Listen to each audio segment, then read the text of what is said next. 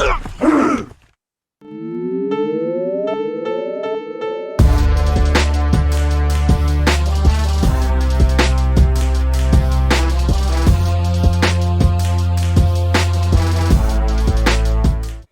is up, guys? Welcome back to The Vault, a weekly show from Thoughts from the Bench that takes a look back at some of the best and worst sports jerseys of all time. Joined with me, as always, is the funniest co-host on the internet, Mr. Benny Buckets. How are you doing tonight, my guy? Oh, been a hell of a week, pal, but I'm glad to be back. How about yourself? We got fucking March Madness, the best week in sports, period. Dude, hands down, best week in sports. There's no arguing, really. Hey, coming fresh off of Selection Sunday, I have a greater purpose to wake up every morning now. I am rip-roaring, ready to go. Already filled out 10 brackets. I am stoked. First one in 2 years, and I'm so pumped. Fucking maniac, filling out 10 at a time. You're a fucking crazy man, dude.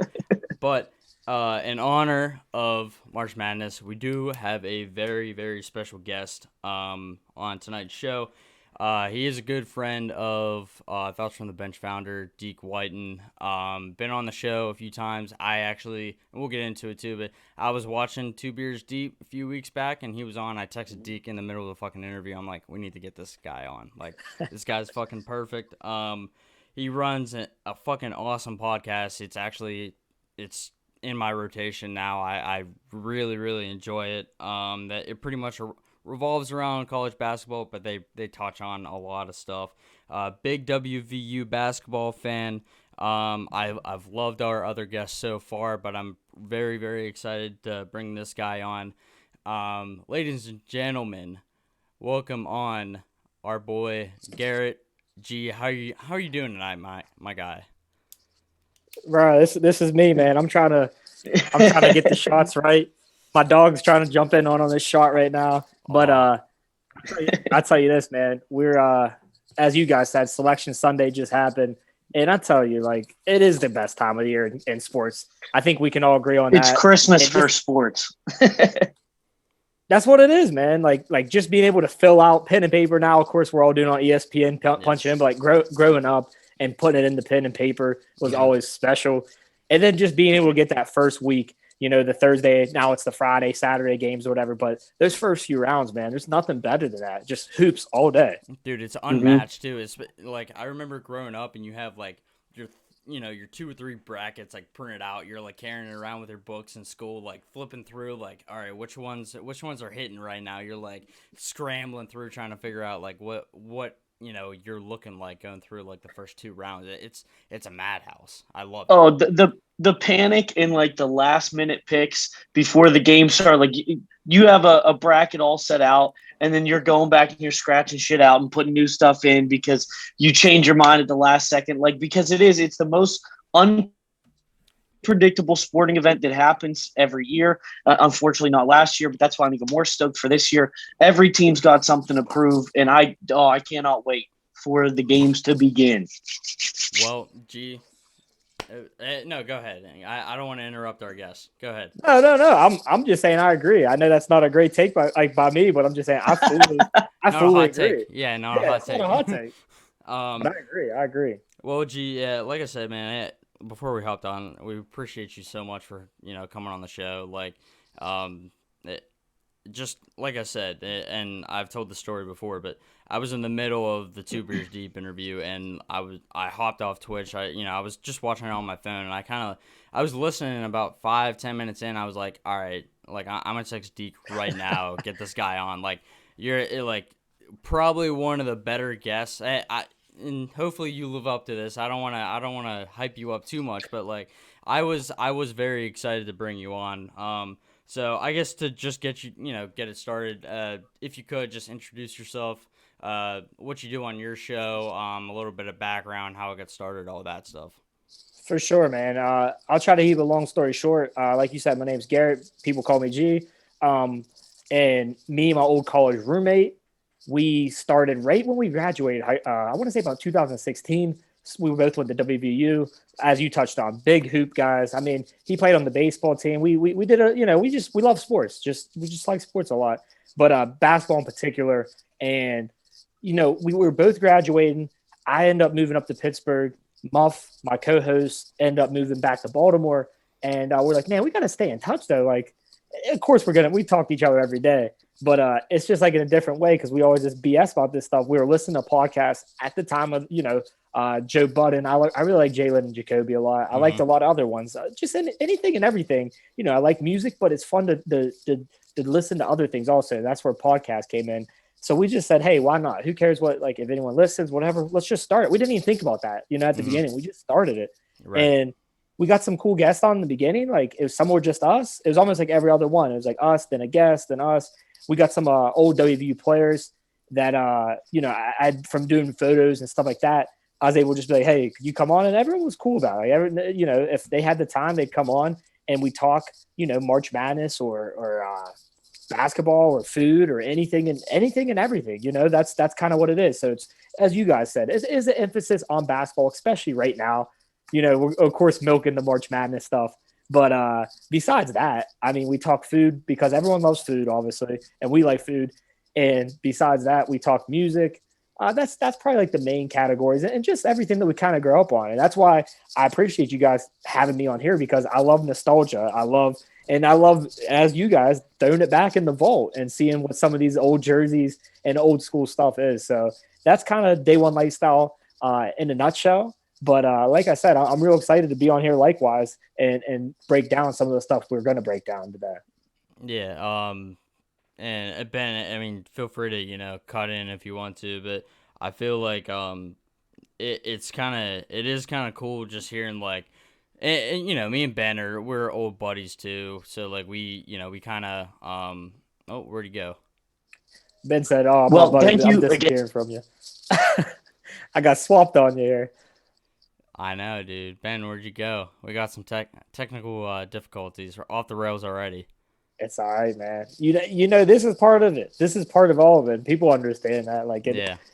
But Ben, I think what you just touched on, like just saying, hey, it's the same. It might be the same thing for you guys in a sense. Like you might talk all the time, but it's a different way to catch up, and it's just a fun way to interact. And then you guys have people listening. So it's. And then Smalls, where do you want to pick up? Because I'm not sure if you guys kept talking after I got off. I mean, we did a little bit. I mean, G was just talking about how like they were just buddies, from school, and they just it just feels comfortable. I mean, yeah, me and Ben fucking grew up playing soccer together in high school, man, and and I don't want to like go into history of the vault. Like I feel like people are sick of hearing about that, but like I started just writing the vault every week and just as like a blog, and I just really love doing it, and I tried bringing it into like a video series, like a quick hitter, like 3-minute sort of thing, but it was just me, and I'm fucking terrible and awkward by myself on camera.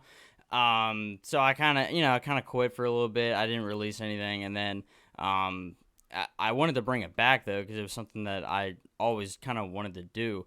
And, dude, Ben was, like, the first guy I reached out to just because I knew I would have at least some chemistry with him. And, I feel like we've just hit a stride. And, like, I mean, it's the best part of my week. And I feel like you guys have something similar going on.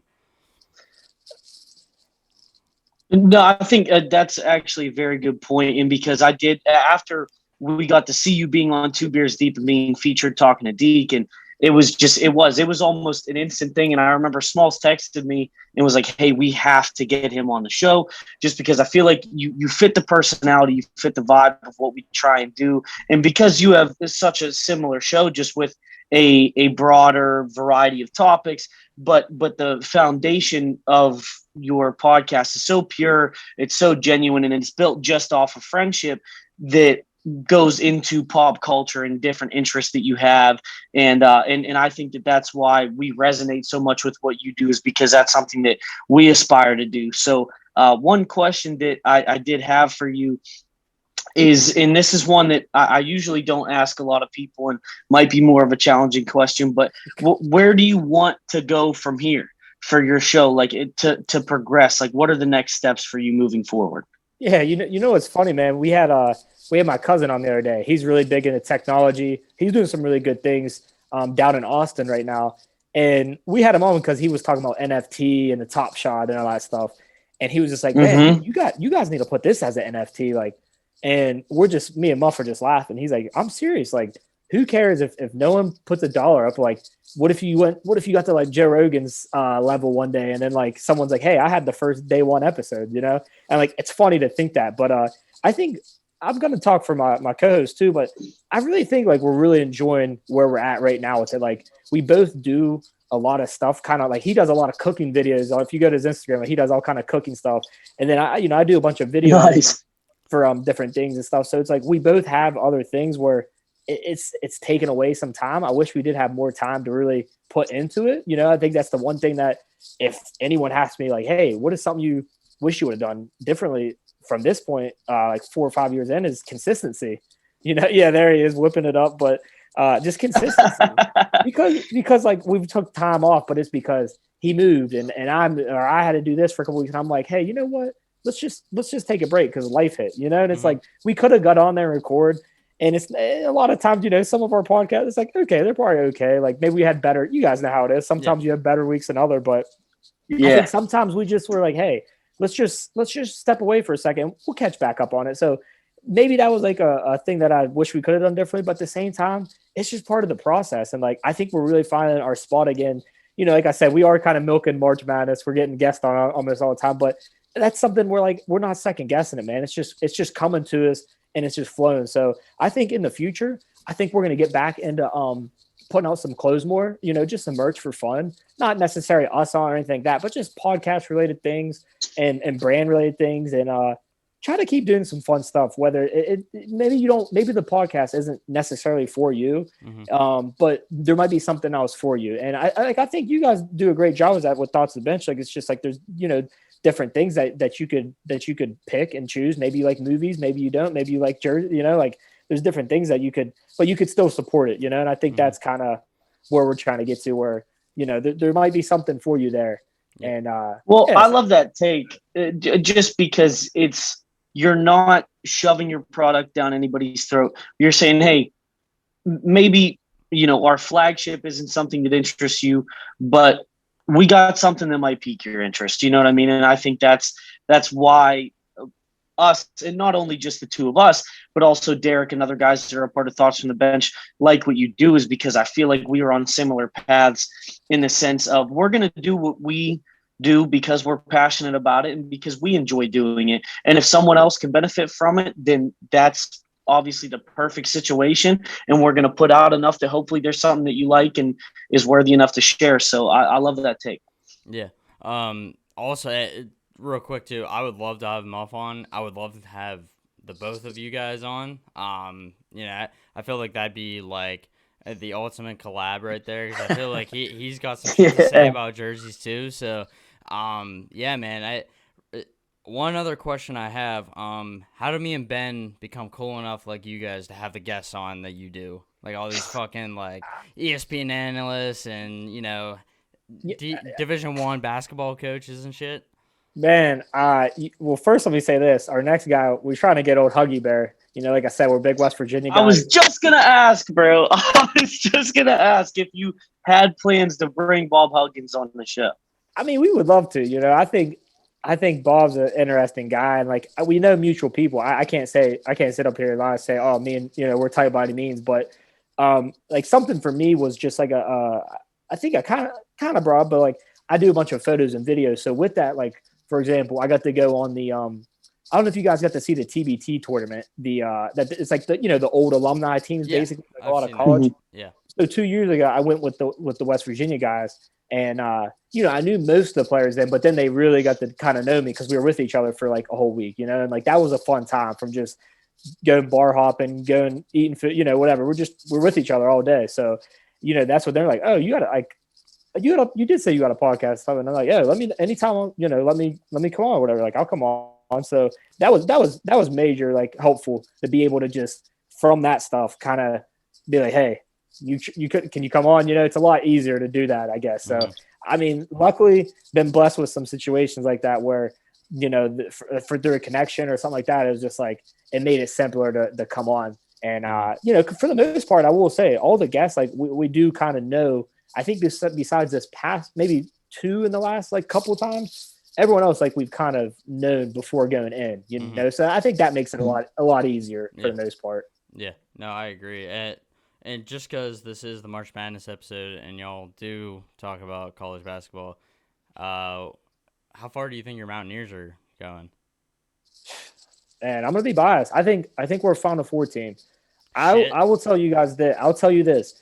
We played when I was in college. We played Gonzaga when they were the 1 seed. I don't know if they won it all. I think they got to the finals though. Mm-hmm. We played Villanova with like Brunson and like plays for the Mavericks and those guys. They were 1 seed. Like I don't like to ever blame the refs. I don't ever like to blame the seeding, none of that stuff. But it's like, that's the matchup you don't want to play. Mm-hmm. So this year, even though our season was kind of sliding off at the end there, we lost to Oklahoma State twice. Hey, number 1 draft pick, Cade Cunningham. They look great. So I'm not mad at that necessarily, But to get to your point, I said, hey, let's avoid Gonzaga. Let's avoid playing Baylor again. We played both those teams good, but I don't want to play those teams, Mm-hmm.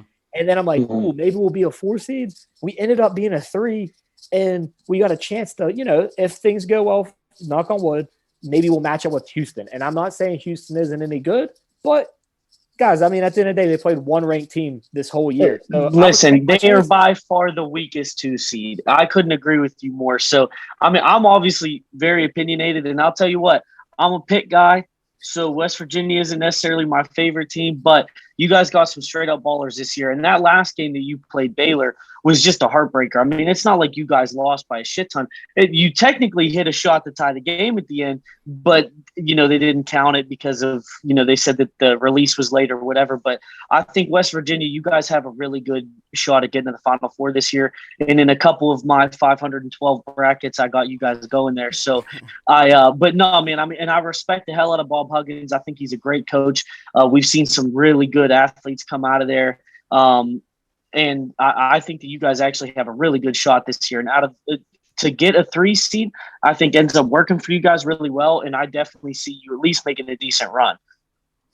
Yeah, I mean, I could say, like I said, bias, if anyone's listening, Homer picked there for Final Four, but I do think like Elite 8 is very and reach with us this year, like you said with Houston, and then maybe Oklahoma State could beat Illinois, or I think Illinois is great. So I'm not saying maybe Final Four is the reach, but I definitely think Elite 8 at minimum. I think is like okay. Well, people would be happy with that, Mm-hmm. That's where I'd put you guys too. And Smalls, before I throw it over to you, I got one question for you about one West Virginia legend. I need to know on a scale of 1 to 10 for a guy who went there in your nostalgic purposes, on a scale of 1 to 10, how much does the name Kevin Pittsnogle mean to you? It's funny, man. I thought you were maybe going to bring that up. I was talking to someone at a vintage store the other day in Garfield, and he was asking me about like, hey, who you think's going to win it all? Just conference tournaments going on, And he's like, you went to West Virginia, huh? He's like, dude, I remember Kevin Pittsnogle. I was like, oh, don't we all, man? Yeah. What a legend. I mean, that's a little bit before my time, but obviously growing up, I mean, you're talking about, I would say a West Virginia stereotype, but he fit all of them, just kind of, not fat, kind of chunky guy, had the tattoos, hair, didn't really care about his hair. He just had random tattoos. I'm not even making this up. I'm pretty sure he might have just like had a trailer actually, like in West Virginia, and now he's a car salesman, I think. So shout out to Pittsnogle, but he was a baller, man. Like was someone. Dude, he was a dog. Like he was tough. He was good at what he did because I think he played power forward or something like that. Like I know he was a bigger dude, but I'll never forget that. Like that is one of the most like infamous names in basketball. But I think he was somebody that like. I know from other people, friends of mine that have been through West Virginia that, that's like, that's someone who holds a piece of your heart down there. So I had to ask. Yeah. I feel like Kevin Pittsnogle and Brian Scalabrine live in basketball lore for like almost the same reason, just because like they're both just two ridiculous names that just happen to be, on a big stage in basketball. So, It's also having someone else that fucking hates Pitt on the show too, because like I'm a Penn Stater. If you haven't heard, I'm a big Penn State guy. So like I have nothing against WVU, but like it's nice kind of ganging up on those bullies up in the Berg. So Smalls, can I say something real quick? yeah, I always tell people this though. Honestly, I've always enjoyed certain players from Pitt, like football and basketball. See, like Aaron Donald, you gotta give yeah, your respect. absolutely, Fitzgerald, and even this year, like Champagny. Like I'm like, hey, I like watching Champagny play. But as you said, yeah, we still got to get on. I'm like, yeah, you guys ain't even making it to 12. Oh, for sure. But see, and that's like, I don't have, like, now I hate Penn State, which is weird because we're more of a rival with WVU. Yeah. But I feel the same way about WVU players. Like, growing up, I saw Pat White and Steve Slayton and Tavon Austin and Pat McAfee, like guys who were just electric that went to WVU for football and even some guys that you brought up through basketball, but especially WVU football, were a lot of guys that I watch, even like when Geno Smith was down there slinging a rock and, whatever the hell else he was doing. But I do respect certain players. Obviously, we're going to have that conflict, and I will always tune into the backyard brawl with a Pitt shirt on. But I do respect certain players, and honestly, even Penn State too. Like there's certain guys that came out of there, like football wise, like Saquon, Paul Puzzlesny. Like there's guys that I do like that came out of there, but for the most part, I mean, I don't like either of your schools. So I mean, no, it's fine, man. I've told Ben this before too, and this is probably a shocker, but as I'm sure you know, Penn State basketball has been dog shit for the most part over the last, fucking 100 years.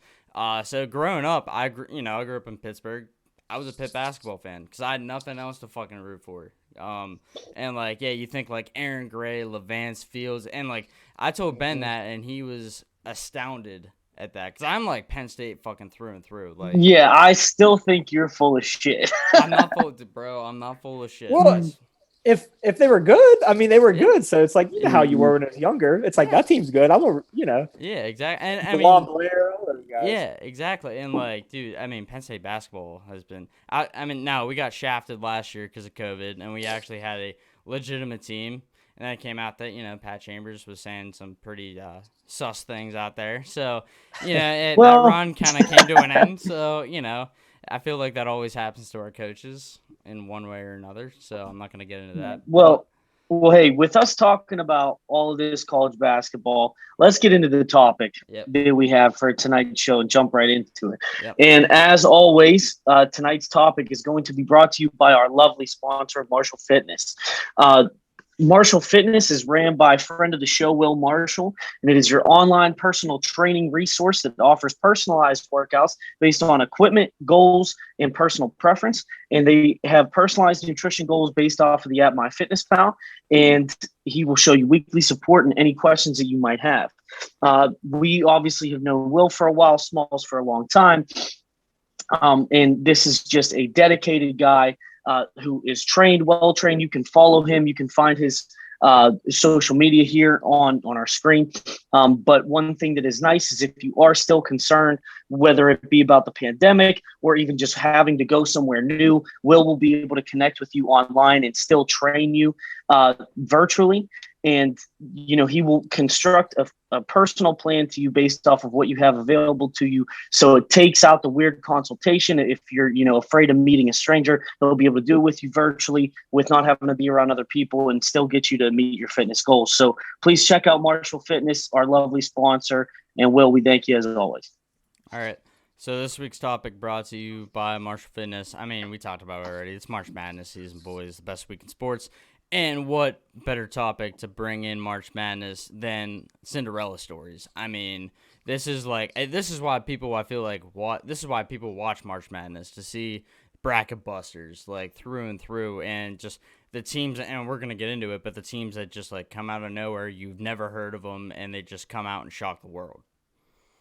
Yes, sir. So, let's do it. All right. So, Benny, we're going to start with you. First pick, who you got? So, as some of you may be able to notice here, we have the greatest three-point shooter of all time named Stephen Curry, son of Dell. Now, a lot of people look back and they don't remember where Steph Curry went to college, but they should, because his run with Davidson in 2008 was remarkable. And in my opinion, I think it did put him on the map. Granted, he's always been an extremely talented player. For him being undersized, he's always been extremely accurate with his three-point shot. Davidson, small school in the Carolinas, not it is in the Carolinas, correct? Yeah. Because I know that's where he's from, right? That's okay. Somewhere in North Carolina, yeah. So it's a school that before and after has not made any noise, but his specific run in 2008 got them a lot of notoriety, and I think that definitely bumped his draft stock. And I like that they go with the this is just old classic varsity college type jersey for the NCAA and the Davidson Wildcats. I think the only reason that even I know them and a big amount of other people know him is just because Steph went there, and he was able to make them relevant for the first time ever, which to me, no matter what seed they were, the fact that that's the only time they were relevant makes them a Cinderella in general, not to mention the run they went on. And I believe what they went to the Sweet 16 that year, I think is, what were they? They were a 12 seed, I think. Yeah, I think they were a 12. I don't remember. Do you remember how far they got? No, that sounds about right. I think so. This is the one that I got a little shaky on my research. When I was looking it back up, I just thought, I was like, man, I remember when Steph was running them through Elite Eight. Elite Eight. Yeah. Okay. Yeah. So, and the fact that he was able to do that I promise you couldn't name another player on that roster. So, being led by Steph Curry, going in there with a very unknown school is just a great story. And especially now that we see where Steph is today, I think, speaks a huge testament to what he was able to do in college. Yeah. No, go ahead. Benny, I was about to ask you, Benny, correct me if I'm wrong here. I'm looking back on these. I don't think they had the name on the back, but did we even find out what were they Nike like Russell, or we don't even know, do we? Bro, that's a good question. Yeah, to be fair, I have no clue what the brand is, bro. I got no idea. Bro, that's like that community college look where they have just like the generic ass jerseys. But I mean, it's a Division I school. I'm not talking shit on Davidson, but you're right. No, I like it. I just thought about that though. I'm like, dang, there's not even like a nothing, Yeah. Yeah, I mean, it's a good look. It's clean. It's it's a fucking it's a jersey you would see on a Cinderella Story team, And in 2008, we'll cut them some slack. Yeah. That's another thing is you got to think about the era too. But it is but Smalls, I think also to speak to what you said is that it's a school that really nobody heard about, and it almost gives them that look of okay, this school who looks like they're in High School Musical just came and balled out. So, and ironically enough, they are also the Wildcats. I don't think that's a coincidence. God damn it. So, right, yeah. I'm just saying that I feel like it gives that feel of this is a team you want to root for because they don't even look like they have a chance, but they clearly went pretty far with Steph at the helm. Yeah, I love that. Yeah, I feel like one thing that you're gonna see with these jerseys too is I feel like every year there's one Cinderella team, and kind of depending on how far they go, that's what you're gonna remember. Because some teams are obviously more memorable than others, but the one thing that I'm sure we'll get into too is the jerseys that we're going over tonight. It's not necessarily the coolest fucking jerseys ever, but it's this is the nostalgia part of the show. Right? Yeah, the story drives the jersey. Exactly. Do you have any more thoughts on this one before we move on to your first pick? I mean, I think that's a great pick. I think the storyline, I think the jerseys just being, as you said, simple, clean. Don't even need a name on the back, but you're going to know us. You're going to know us after this. And Steph Curry, like you said, we obviously know him. Yeah. All right, let's go to G's first pick. Dude, this is my favorite. This is my pick. Favorite, bro. Incredible so happy pick. You picked this. Shout out to George Mason, man. I'm going to tell you guys the real reason I picked him was because at this time I wasn't in high school yet, but the high school that I did go to, the high school I attended had the green and the yellow, green and goldish, green and yellow. Sometimes that combination could be kind of ugly, maybe get a little mustard feel. Mm-hmm. But honestly, I love it. I love this. And I love how George Mason's big. As we said, guys, you got to think about the era here. We're talking 2006. Yep. But paint these jerseys with that nostalgic feel of the high school. My older sisters were at the time. Like I said, I went there. But then we're talking about their storyline, the Final Four. We're talking about, I believe they knocked off Rudy Gay, and there's a couple other really good players for UConn back then. Mm-hmm. And then, correct me if I'm wrong, fellas, but I think they lost to the end-up champion, who was the Florida Gators, and Joakim Noah and Corey Brewer. Yeah, I think it was. Yeah. Yeah, that was during their back-to-back like, run. And I mean, that. But you got to think, even that Florida team, now these guys didn't end up being budding NBA stars, but you figure even like Chandler Parsons looked like Justin Bieber, but was a dog. And him and Joakim Noah, and they had Bradley Beal back then, I think, as well. And so I mean, or he might have been after, but either way, then with Billy Donovan at the helm, being the coach at the time, who's a great college basketball coach, and as you know, we've seen him make the transfer to the NBA. It's not like George Mason had an easy road. And then I remember this specifically because as young as I was, this was the first Cinderella team I ever like truly got to see and pay attention to throughout the tournament. So this one, you know, holds a place in my heart for me, and I couldn't be happier with your first pick, bro. This is phenomenal. Yeah, let me read off these wins in 2006. They beat 6 seed Michigan State, 3 seed UNC, 7 seed Wichita State, and then 1 seed number 2 team in the country, UConn. That's a fucking incredible run right there. And like, dude, name a player on that fucking team. You can't. I don't know, Jimmy. I don't know. Like I got nothing, bro. But that's the thing is, I feel like when you have, because even like a school like Davidson that we just referenced before, is they had a guy like Steph Curry.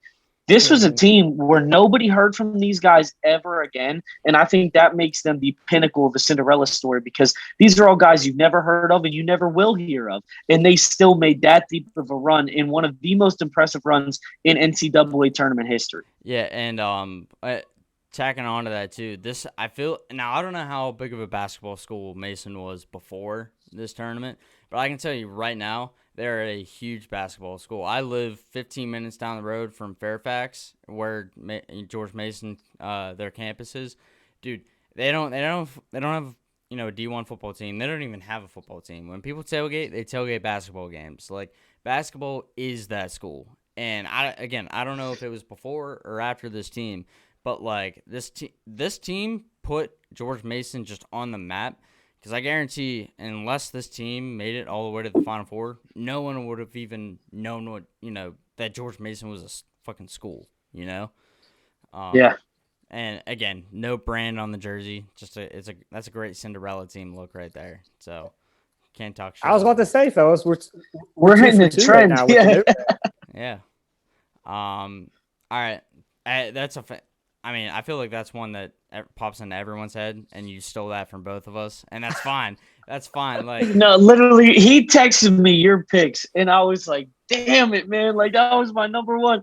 And he tells me, he's like, "Oh, well, me too." Like I think, that's another thing is guys who pay attention to college sports, and especially us for being big fans of basketball. This is such a notable story. When you think about the NCAA tournament, their run is one of the first thing that comes to mind. So I feel like it was a no-brainer for us all to be in a union on this jersey, and this is an excellent first pick. Yep. All right. Let's move what on you got, to Smalls? My first pick, the 1990 Loyola Marymount. I don't even know what their mascot was. Who the fuck cares what it was? But, dude, this team was like a scoring machine. This team threw out the fucking playbook, and they went on a run unlike any other, man. So, I think it was the second round. No, I forget what round it was, but no, yeah, it was second round. They beat Michigan 149 to 115. That's fucking what, bro? That's fucking unheard of. Never heard of that. I was gonna say. Yeah, dude. So this was like known as like one of the craziest. Was 1990 before a clock, or what the hell was? How the hell did they get enough time to score that many points in a game, bro? Yeah, you want to know how? So this was, I forget the coach's name, but the dude literally said, go for like turnovers, and other than that, don't play defense, and we'll just win on fast breaks. That's all they did. It was like a run and gun style that like no one had ever done Jeez, before. oh man. And dude, they beat the number 3 seed Georgia in the first round. They beat Michigan, who was the defending champs from the season before. Like I said, 149 to 115. Dude, they averaged 122 points per game that season. It's fucking nutty. Like it's one of the craziest runs ever. And I think they only got to the Sweet 16, but it was just one of those like memorable runs that like you're not gonna forget. I mean, obviously we weren't alive for this, but like I'm not pretending that I fucking remember this, but like this was just like an unbelievable run, and the jerseys are kind of clean too. Dude, me and Ben have said this before. Powder blue fucking smacks. There's something about powder blue that just fucking works, dude. And they have this as like a little accent in there. It almost looks like the old Phillies uniforms. And like it fucking works. It's pretty simple. It's more about the colorway for me, but like, dude, between the offense and how like just clean and like easy on the eyes these are, I love these jerseys. Yeah, man, I'm a big fan. I think definitely, like you said, with the accent of the color in there. Now, Smalls, where's Loyola Marymount out of? Where is that from? That's a great question. I have no clue. Is that California? California, maybe? Well, dude, that's what I'm thinking, but I don't know. Because there's Loyola, Maryland, obviously. We know where that's at, but and then Loyola, Chicago. Chicago. Sister. Shout out Sister Jean. Sister Jean. I'll get to her in a little bit. Praise Sister Jean. So, no, it's in L.A. Yeah, no, you're right. It's in L.A. So I wouldn't have known that. Like, how the hell would you have known that? You know. That's why we have him on. Yeah, he's fact checking us, bro. Hey, if anyone got to see the 2 beers deep, we played trivia. And I don't know how Seventh Woods, he played for UNC. There's another one that was it a movie and I was like 0 for 3 from the beginning. I'm like, I'm really questioning my basketball fandom, like, cause I'm like, how did I not, there's 2 of them that I was like, I don't know how I missed those. It's like looking back at it. Dude, Seventh Woods is like an all time name too. I know. How did I miss that? No, Ben, if you missed it, Ben, they were playing C-list actor or C-list movie. No, I got to see it. Yeah. No, yeah, dude, that was an all-time moment when Seventh Woods pops up. You're like, I feel like I blew it. Yeah, I blew it, Small. Anything else before we move on to Benny's second pick here? I like it. I like it old school. Going old school on us. Yeah. All right, Ben, let's go jersey number 2. Who you got?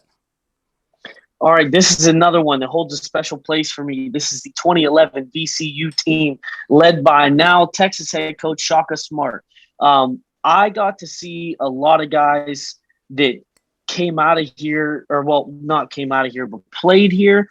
That there was just something about their team that was like extra, just the sense of brotherhood.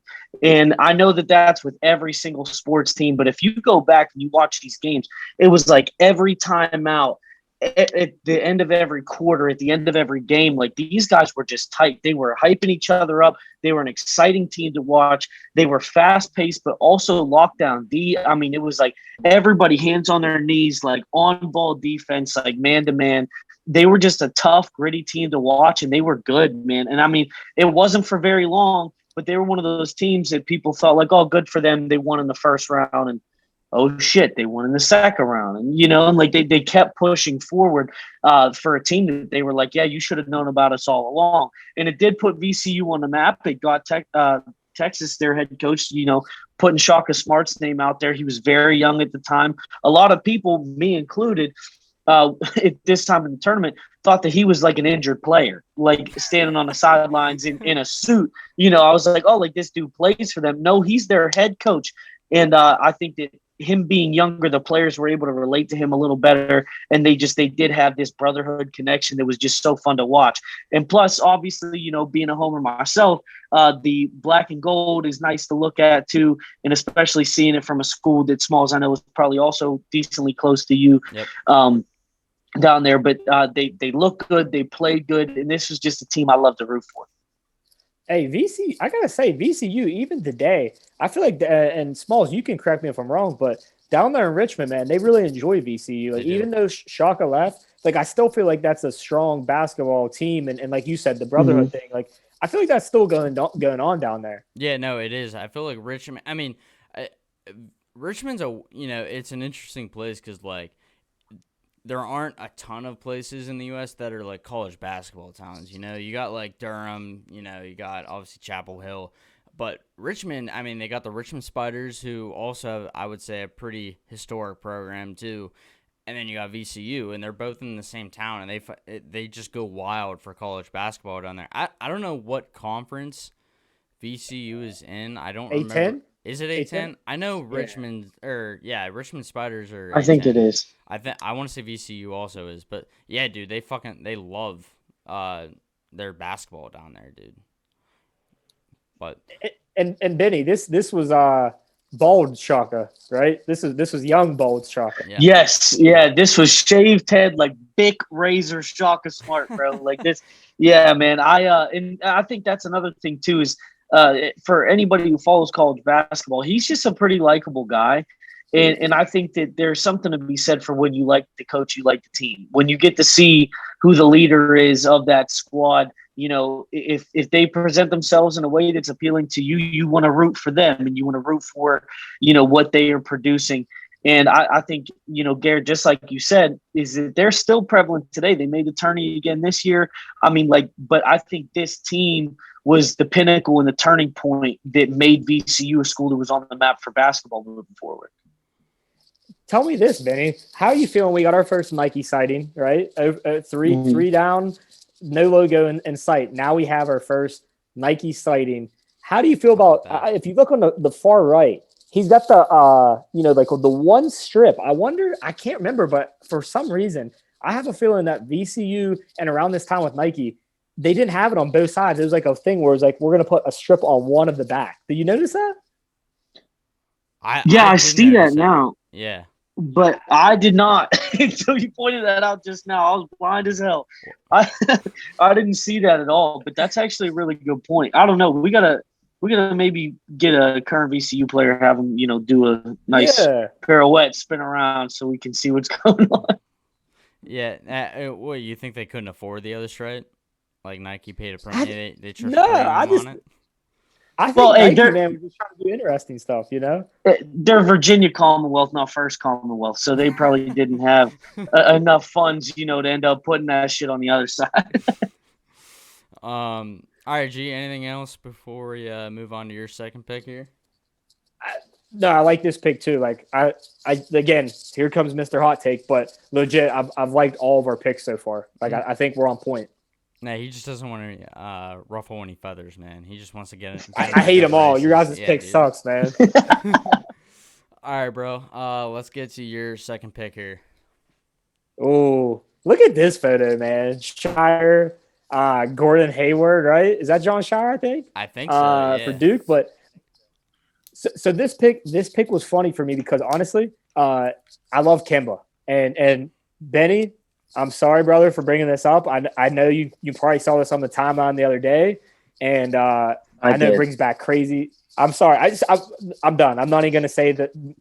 No, you know what? It's okay because I actually respect Kemba a lot. So it's not his fault that Gary McGee is the worst defender of all time. So I'm actually okay with you bringing it up, G. You go right ahead. Okay. Well, I just want to point out that was the historic UConn run. I mean, it started in the Big East tournament, and then it went down. Mm-hmm. I think the Final Four was in Houston actually that year, and they were 7. They were a 7 or 11 seed. I know I'm all over the place, guys. So if you guys know this, please correct me here. If fact check me. But long story short, UConn we know went on that 11-game run from the Big East to the championship, and I thought that was awesome to see that. And obviously, I didn't want to include them because I didn't really say, you had Kemba and you had some good players. So it wasn't a true Cinderella to me, But I think with Butler, as you guys mentioned with George Mason and even Davidson, like we know, the historic place, the historic gym where they play at. Like I've always heard that, but I've never really heard about the actual team at all, like personally myself. And this was the first time that I really felt like, oh, this is Butler basketball, and Gordon Hayward, Shelvin Mack after that. I mean, I think those guys really set the tone. And for me, the reason I picked the jersey is because, as we mentioned with Davidson, I kind of got the same vibes here. We're talking simple, but straight to the point, black and white. And I think we look back on those games and in the Final Four championship, all that stuff, the game wasn't the funnest game. It wasn't like the North Carolina Villanova game where people scoring with seconds at the end. But actually, he did almost make the half court shot. I'm not saying that. It was just what was like a 50 to 50. Like it wasn't the most offensive game, I guess I would say. So it was low scoring and kind of boring. Exactly. But hey, bro, that's Indiana fundamentals for you. There it is. Well, yeah.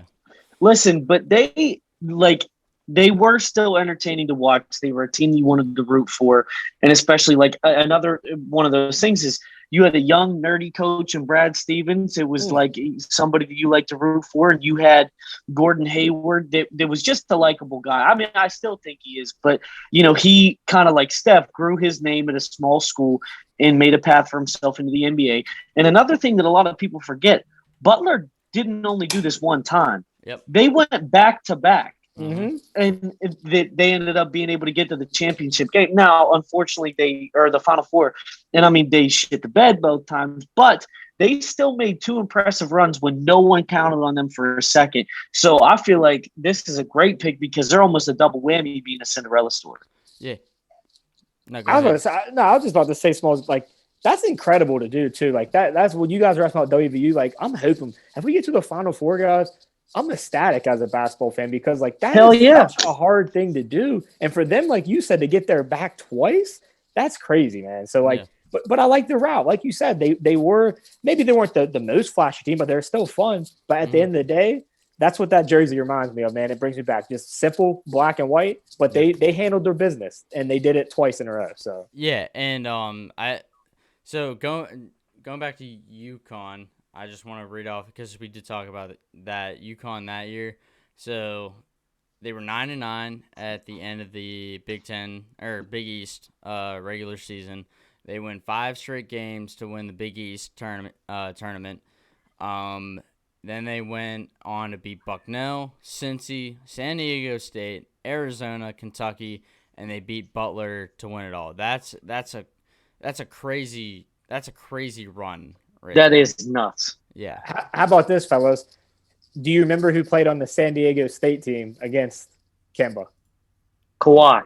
Yeah. Was it Kawhi? I didn't know. They both were balling too. That's why I remember that. But who was the? And then 8. I feel like there was a white dude on that Butler team that wore long sleeves, and I forget his name, but like there was just a white dude, like a goofy looking white dude that just wore long sleeve, like baggy ass long sleeves. Okay, well, if we're gonna go by goofy looking white dude to play for Butler, buddy, that does not shorten the list at all. that's like Iowa. That's like talking Iowa. You swear to God, bro. Like I don't know. I think that Butler just in the way that they grew their name from this team is why I liked them, is because there are certain schools that they have one Cinderella story, and that makes, kids want to go to those schools. And it's a great recruiting tool if you go on a run in the tournament, is because people see like, holy shit, like that's a smaller market school, but they did some damage. I want to go hoop there. And I think that Butler was able to do that a lot moving forward. And I'm happy to see that, they're still hanging around. They're still doing okay, but it's because of those back-to-back year teams. And that's why I think that this pick is perfect for the episode. Yeah, it's always that one team. I swear, dude, no one heard of fucking Butler, before they won this game. It's always those small schools that you never fucking hear of that, like, they're just the little guy. And it's a Cinderella story, for a reason. But, like, they're the little guy that you've never heard of and you just want to root for. Like, I remember I wanted to root for Butler just because it was Butler. Like, who the hell has heard of Butler, they were a fundamental team. They were those Hoosiers, out in they were the guys watching Hoosiers growing up, That was our movie growing up. But all right, let's move on to my second one. This one's a little bit of a different pick. Clearly, I don't remember this one. I honestly picked this mostly just because of the jersey, if I'm being honest. When I was That's all right. That's what our show is, bro. Exactly, bro. I like this. But Yeah, 97 Chattanooga. I feel like Chattanooga is always one of those teams that's frisky. Like you never expect them. And I wish I had a better picture here. But like you never expect Chattanooga to do anything. But I feel like every time they're in the mix, they always kind of make a name for them, themselves. 97, they only made it to the Sweet 16. But I mean, they knocked off. Who'd they knock off? Georgia. He was a 3 seed that year, coached by Tubby Smith. And they beat Illinois in the second round. So, they had a good run. Not as, like, legendary as some of the other ones. But, like I said, I picked this mostly because of the jersey. This would be probably, as far as, like, looks, probably one of the more unique ones we're probably going to talk about. And it's because of the trim. They have that, like, 90, almost like that Vancouver-ish look about, on the trim and that kind of stuff, which I feel like that just embodies the 90s. And I mean, the fonts, it's kind of cool. It's different. It almost kind of looks like the Timberwolves jerseys, those old ones with KG. That's kind of what it reminded me of a little bit. But again, not the most, memorable run by any stretch, but like I fell in love with the jersey like right away because it's kind of weird and, unique and, just kind of not one you would think of right away. So. But yeah, I like the font on that. Like you said, the C, it does kind of give you those Vancouver vibes. I like the colors on it. Mm-hmm. You're making me wish I would have went a little bit farther back in the vault on one, but I think I got one I'll bring up later. Okay. Just for the heck of it. Okay. Well, I think kind of to your point is like it was a sharp look, and it also fits the era too. Is you figure that era of basketball, was more about those kind of details, and I do like the font and I like the color scheme. I think that this is a clean look. I'll just be frank with you, I don't know too much about the team overall, but all in all, I do really like the fit. I mean, I think they look good, and I mean, for them to beat off to knock right there. Mark it down. Oh, Jesus. Okay, so for them, we're gonna roll with it to beat off a 3 seed, rolling, and get them off. All right. Well, that's a and kill them right from there. the tournament. Yeah. Is impressive. So good for them using both hands on the ball, Mm. and doing well in the tourney. So. Good for Chattanooga, man. Good for Chattanooga. Wait, what Smalls, do you know what I'm trying to think. What is Chattanooga? What is their mascot? Do we know? The Mocs. The Mocs, okay. Yeah, the Mocs. I'm assuming it's Moccasins. I think they're named after some like tribe down there. Oh, I don't know. Okay. I have no idea. It's the Mocs. What that All stands right. for, So idea. anyway. So, I don't know. Benny, just because you tripped on your words there, I gotta ask, what are you drinking tonight?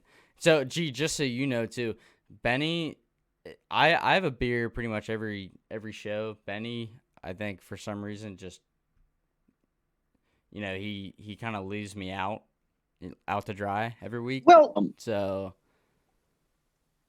I gotta ask, what are you drinking this week? oh man, can you hear me? Yeah. Can hear you now. Okay, we're gonna have to cut this part. Just go back to you asking me what I'm drinking, and then we'll cut it from there. All right. I don't know what the hell's been going on. All right. I think my internet might be shit. It might be me. It might be me, honestly. I think we all got shit internet. But damn it, Comcast. Same, bro. Benny, what are you drinking on tonight? Since you stumbled over your words there.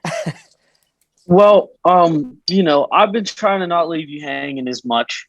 Yep. And because that is, a big piece of the show is we're out here having a drink together. But so I have an entire growler full of this locally brewed beer.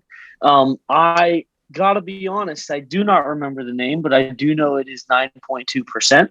And I'm enjoying it a shit ton, and it tastes like butterscotch. So I'm liking that quite a bit. What are you sipping on tonight, Smalls? So I told my girlfriend to just go pick me up something, but I got some three notched 40-mile IPA.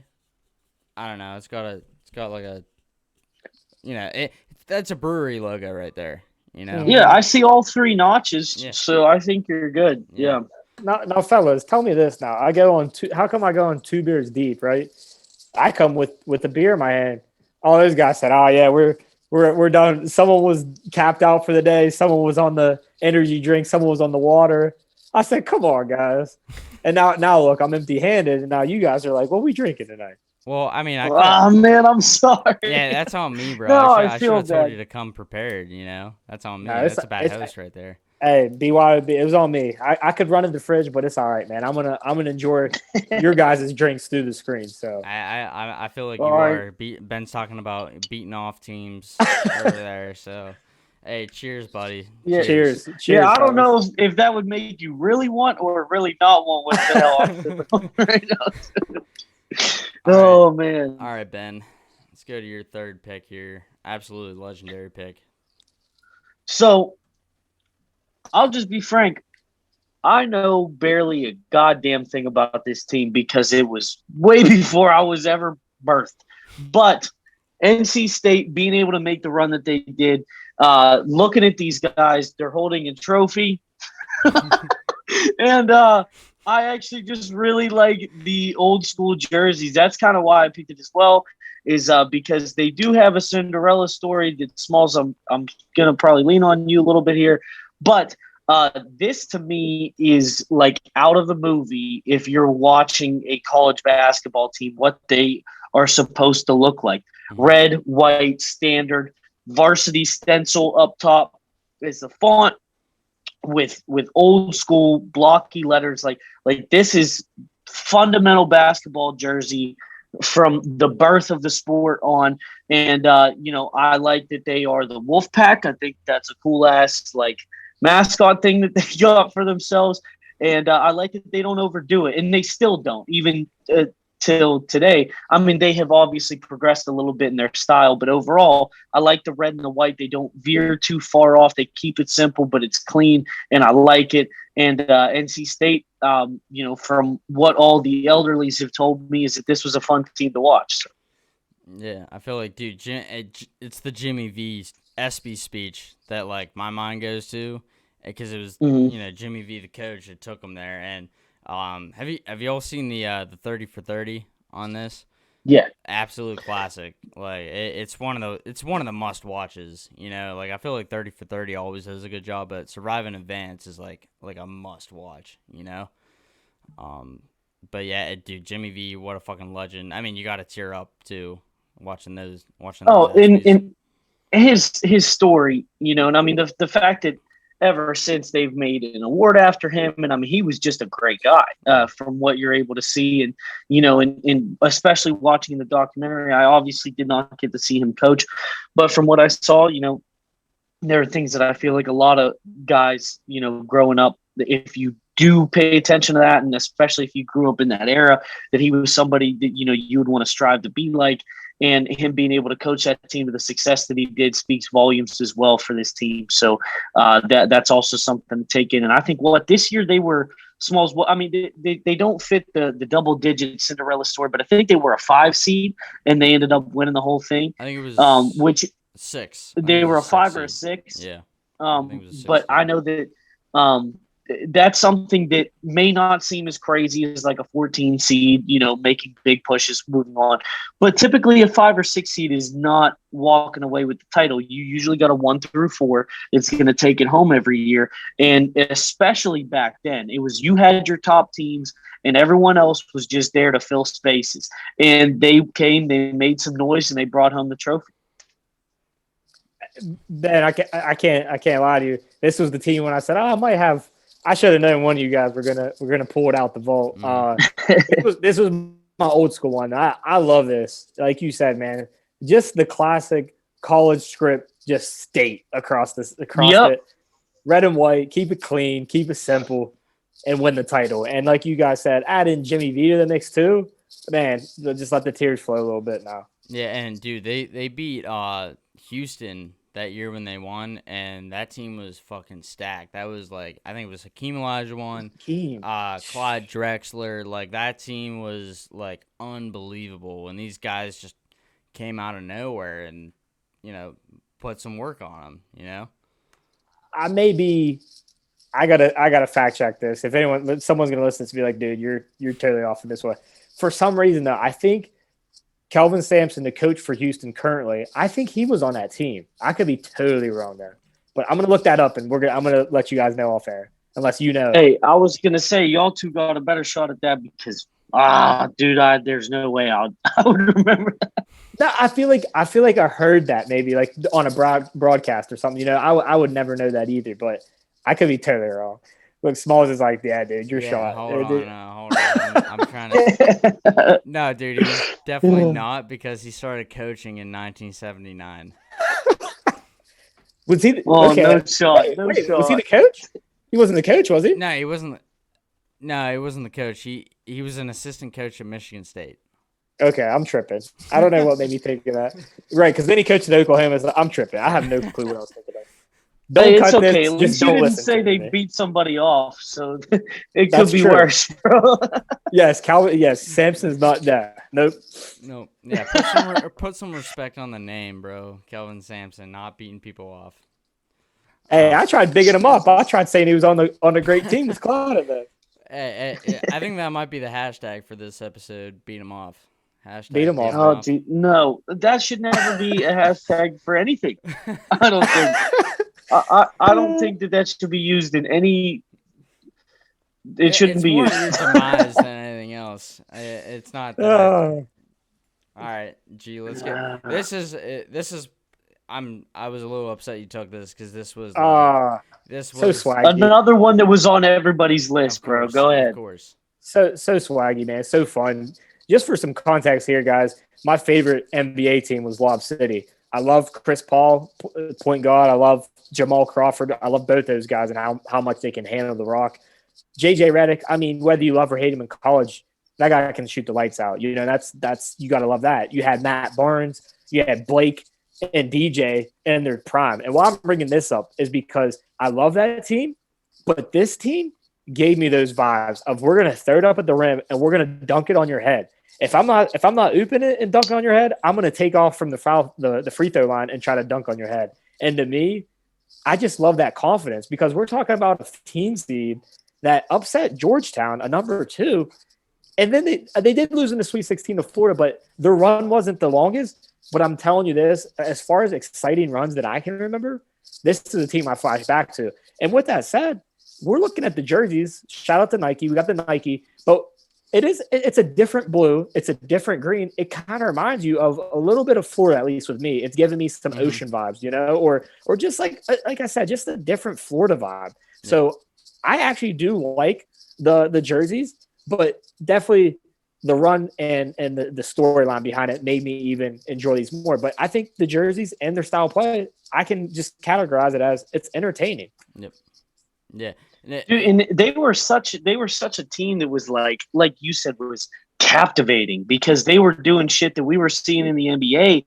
And a lot of college teams don't experiment like that, but they were like that was their identity as a school. And for them being able to do that for those 2 games, sure, it might only been 2 games and they had the whole country watching, but goddamn, were those 2 electrifying games. I mean, and like you said, for them to be the seed that they were, knocking off a number 2 is remarkable in the fashion that they did it. And they did end up getting to the Sweet 16. Unfortunately, that's where their run stopped.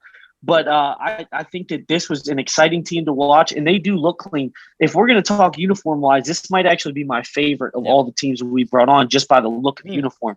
It is a little new school, but it kind of reminds me of the old early 2000s Timberwolves vibes with the blue and the green that they had matched there. But I think that this is a clean look, and they're a school that everybody loved to root for during that time. And I feel like that's almost – like we talk about when's the next Florida Gulf Coast coming along, and places like that we're so excited to watch and made that much of an impact and look that clean because I think that these kids are nice as hell. Yeah, and dude, I feel like when you think Florida Gulf Coast, you just think of a team that just wanted to go out there and just have fucking fun. Like, they were out there to just have a fucking blast. They didn't they just didn't care. Like, they were out there to dunk and just have a blast and just keep it moving, Oh yeah, and Garrett, I'm sure you can like attest to this too. Is Smalls with what you were saying? Is like it was like every play they're hyping up the crowd. They were getting everybody up out of their seat. Like I mean, they were one of the most like just electrifying teams to watch. It's like I'm watching them and I'm like, bro, like this is just fun. Like I know other people who are not big basketball guys that were watching and talking to me about this Florida Gulf Coast team. So I mean, Smalls, you nailed it with them being fun to watch, is because they got you involved whether you wanted to be or not. They were that type of team. Yeah, they almost give me like Seattle Seahawks vibes too, just because. Yeah. That's like good for the colorway. Yeah, exactly. But like it's they were just fucking fun to watch, and I remember because I picked them. I always do this thing where I pick one upset. I always just pick one upset, and in the first round. That like you've never heard of the school. That's just like a practice that I've hit a few times. This was one of the few times I've hit. Wow. I didn't have them going to the Sweet 16. I was like, okay, they're gonna shock Georgetown. It'll stop there. But dude, they were just electric to watch. They were incredible to watch. And to have your team, like your team is being remembered as Dunk City, like that's fucking legendary. You can't beat that. I was about to say, I mean, like, because of what I'm doing at present day with, like, it's like I cut up some highlights and stuff for some people, but it's like, it's funny how we see how times change of, like, people watching full games. Now it's just like, oh, we'll go on YouTube, or, like, you scroll on Instagram and you're seeing, the highlights and all that. But, like, I felt like this was one of the first times in college where it was, like, this was all over SportsCenter. This was, like, top 10 peak. Like, you might have got two dunks that night, or, like, oh, they're showing multiple clips. And it's like you guys said, not even just the dunks, but just the personalities of these guys. I think the one guy's name was like last name was Brown. He was like, I want to say player of the year in their conference that year. I can't really remember everyone. I don't think any of us probably remember really anyone on our team, but I just know as a group, even just what this picture looks like, 20's just putting his hands up, guy behind him's running. You could tell the crowd's fired up. Like you said, they're just captivating. I think you used that word, Benny, and I fully agree, man. I think front to back, jersey wise, and as a team, this was a fun run in 2013. Yeah, it was Sherwood Brown. He was ASUN player of the year, and you could tell that this was like, they've kind of made it almost a little too mainstream now. I feel like this was one of the first benches that you like tuned in for, Like they always pan to the bench, and these guys are like falling over, doing ridiculous I'll never forget. stuff. There was a dude who played for them with dreads. That was just like the most hyped guy in the world. Like anytime, it could have even been like a free throw, and dude's getting the entire crowd just fucking out their chairs, bro. There was a. Go ahead, my fault. No, go ahead. No, I was just going to say there's actually a guy, because I'm from West Virginia. There's actually a guy from West Virginia on the team that was pretty good. Like, he was a starter. And that gave us more even insight to be like, oh, we got to – like, this guy's from West Virginia. Anyone that's good from West Virginia, you got to root for. Randy Moss, Jason Warrior. Like, if there's someone popular, so, of course, West Virginia fans were like, oh, we got to root for this guy. You know what I mean? He plays there. And it was just fun. Fun. Yeah, one of the funnest teams to watch. Like this is probably the best pick of the night. Like I'm not even I'm not trying to suck up. Like you stole it. Like this was just a fucking steal. Like got it. Go with the late night steal, man. Yeah. All right. Let's go with my last pick. I feel like Yeah, I mean, dude, it might be recency bias, but dude, come on, you can't fucking go wrong with these guys. I mean, they went on an absolutely legendary run. The 2018 Loyola Chicago, also Ramblers. What a mascot! Like that's like an ultimate team name right there. How do you get better? There's no better team name than Ramblers. That's the ultimate Cinderella Story team name. Not only that, dude, Sister Jean. I wish I had a picture of Sister Jean, but like. Sister Jean was electric. Sister Jean captivated an entire nation. She could have run for president and fucking swept the whole thing. Like it would have been like Reagan. She should have played. Yeah, dude. Like I mean, she should. Oh, just you.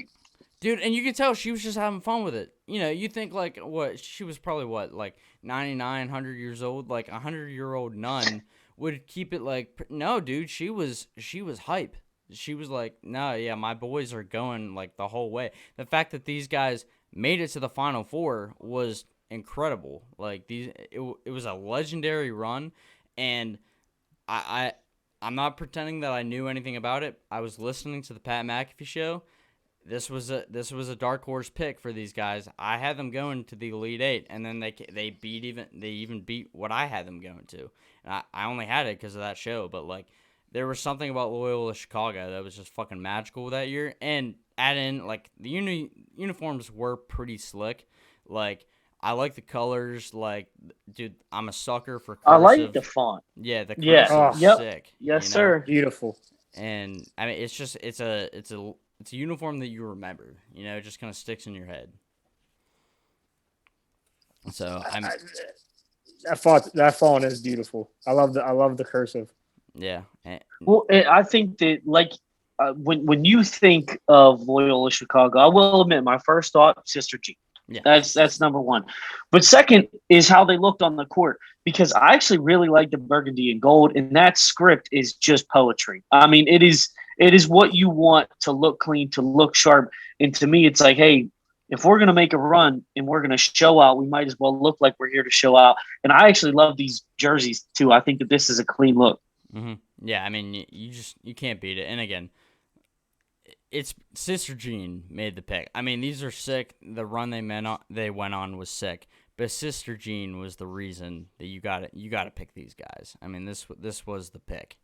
And she's still kicking. She's still going to be around this year, because I think they're an 8 seed. If I'm remembering they are right. They are an 8 seed. Yeah, which I didn't want to be that guy. I was about to ask you because I was like, she's still alive, right? Yeah, she is still alive, and I actually think I think ironically enough, if I'm remembering this correctly, they play 9 seed Butler. Really? In the first round. Really? Yeah. Okay. So we've got 2 former Cinderellas facing off in the first round, which I think is going to be an exciting first round matchup. All right, I'll ask you guys this: are they Cinderellas anymore? If one of those 2 teams ended up making a run, would you consider that a Cinderella run? Because they've kind of done it before, Well, I think a Cinderella could be any team. Like it just if they are a team that has the odds stacked against them. Like for the first time in God knows how long, we have Duke and Kentucky to miss the tournament. Yeah. But let's just say, God forbid, Duke was a 16 seed and they went all the way. People be like, oh, well, it's Duke. I still think that makes them a Cinderella story because, they're a team that's being doubted or they came from a spot from behind that, if we look at logistics and analytics, they shouldn't be able to do it. So I think even if they have a rich history, whether it's from being a Cinderella before, they would still be a Cinderella based on the season. Mm-hmm. I agree with you, Benny, and I think that someone like Loyola this year, I think they're better than a 8 or 9 seed. I really do, but I'm not going to penalize them. Like I fully agree with you. If they want to put them that and they're able to knock off the first game and then beat a 1 seed, man, that's a heck of a story. So I think they're a tough team, but I agree. I would still put them more in the Cinderella because people are not buying them, I guess. They're not buying their schedule or whatever. But like I brought up Houston, I keep ragging on, but I mean, like I said, they played 1-ranked team. That's why I think, Loyola deserves a little bit more respect. And I think we're going to find out this year. I think they're going to give Illinois a tough game in round 2. Yeah, and Illinois is like I think Illinois might be – I feel like they're a hot team. You want to go into the tournament hot. Now, anything can happen, obviously, but, like, Illinois, they were everyone's dark horse pick at the beginning of the year. I feel like they struggled a little bit, going through the year. But, like, they've come on strong. They beat the shit out of Michigan, late in the year. So, like but I don't know, man. You run into a hot Loyola team with Sister Jean on the sidelines, like all bets are off. Yeah, hey, no matter how many Fighting Illini you have, that don't beat prayer. It's not going to work, brother. Sister Jean is praying harder than you're playing, and that's just the way it goes. Loyola Chicago. Boom. All right. honorable mentions. I got a few here. Wichita State, they've made a few runs. Well, Freddie Van Vliet. Yep. And who was the white dude? Baker? I think his name was Baker. Yeah, Ron Baker. Ron Baker. Ron Yeah, he bowl definitely cut? fell the hell out when he got to the Knicks, but that's what they do for a living is ruin people. So Yep. Yeah, I mean, dude, the Shockers. I feel like that's what other tournament name do you want if you're a Cinderella Story? Like, such a great team, bro. The Shockers, the Wichita State Shockers, bro. I mean, and their logo and their mascot is actually pretty tough looking. He's just a bundle of wheat. Like like with his fists up and shit. Like I actually really like Wichita State. I just want to pull it up just because you mentioned it because it is like an all-time logo, and the Vault will be doing a logo episode at some point. Oh, sweet. That's what I was about to ask y'all. That's good then. That's good. Yeah, I know. We're all over it, bro. But dude, this guy, he's very recognizable. And Benny, the fact that I'm shocked that we didn't put this guy in our mascot episode because like this guy's fucking. I mean, he's an all-timer. You know? Listen, we'll have to do a part 2 or something. That's the thing is with our show and us, you know, even when we have a guest G like you on, is we're still only representing 9 different teams or 9 different schools and eras of thousands of options that we have. So that'll definitely be something we're going to have to come back to and, you know, respect the Shocker for sure. Mm-hmm. Yeah, and I forget what year it was. I want to say 87 Providence. I feel like Providence is it's a basketball school. You know, it's like an old school Big East basketball school. I kind of forget. Hey, Doris Burke went there. That's true. Legend of the game. Yeah. She played basketball there, and she got injured or something like that, and the WNBA didn't take form until after Doris's time. But if you're an NBA fan, you guys will know that Doris is like the NBA sweetheart. So, but yeah, I always know Providence because that's where Doris Burke went. Yeah, they got what's their mascot too? Is it like? It's a fryer or like it's fryer, something like that. Yeah. Yep. Providence Friars. Again, we've talked about this before. I mean, how much cooler does it get than like old school Big East teams? You know, like Georgetown. Like my favorite. Yeah, I mean, literally. Big East tournament, it was like must-watch television for years. Like that was the best basketball in the country, hands down. Well, besides what I brought up earlier, I mean, some of my favorite moments growing up was our guy Deshaun Butler. He hit 2 game winners in that same tour. He hit a game winner against Georgetown. He hit a game winner against Cincinnati to get Bob Huggins, and that's when we went to the Final Four. And unfortunately, Deshaun blew out his knee. That was special for me. But like you said, every year there's like that Syracuse game was like a 6 overtime. Or like I didn't care who was playing. That's what I was messing around like how we were talking about Pitt, Penn State, and all that. Obviously, we like to joke around, but like I enjoyed watching Sam Young and Levance Fields and those guys playing. Like you said, Kim, Jeremy. I mean, you could go down every team: Jimmy Butler, Marquette, Villanova, Scotty Reynolds, Corey Fisher. I mean, you could go on for days, and every single team had guys that were just like this. And deep rosters too. I think, like you're saying, is it like these teams, like my favorite player at Pitt during that era was Ronald Ramon. He had an afro, number 4 for Pitt. But that he was on a team with Sam Young, DeJuan Blair, who went to the NBA, Levance Fields, who I was always pulling for would go to the NBA, but that ended up not happening. Right but here, dude, the fucking but yeah, shot that like worked. You know, it was weird. But I think like the Big East, we had those teams. You know, you had West Virginia, you had Pitt, you had Louisville at the time, right? And then Georgetown, obviously, and even St. Joe's was competitive for a while. Like there was a lot of schools in that conference. It was just, I mean, thunderous TV every time that you put it on. When you would get to see those Big East teams match up, and unfortunately, it's not what it used to be. I wish it still was, and I wish that Pitt and WVU were still in there instead of the ACC and the Big 12. But back then, that is the type of nostalgia that I'm talking about. I was watching good old school, like early 2000s Big East basketball. Yep. All right, let's move on to submission of the week. Oh shit, that is not what I was looking for right there. So While I pull that up, you can tell this is not a professionally produced show here. Hey, this is part of the reason why we don't do it live. It is. It's so that we can edit this shit out. Yeah, I You mean, see dude, me right now. I'm trying to get dog all jumping on me right now. I mean, dude, welcome to the Gong Show where we gotta reel it in like nonstop. But yeah, 1985. The pick was a 1985 Villanova. It was the lowest seed to ever actually win it all, I believe. I could be wrong. I know. I guess UConn was also an 8 seed, but dude, so my buddy Vince Luongo, if you're watching, appreciate you sending this in. He's a Philly guy. Ben, I know how you feel about Philly, but like he's a We'll Philly save guy. it. Yeah, we'll save it. But he went with the 85 Nova. Dude, some of the stats on this team, it was absolutely outrageous. They shot 78% in the national championship game.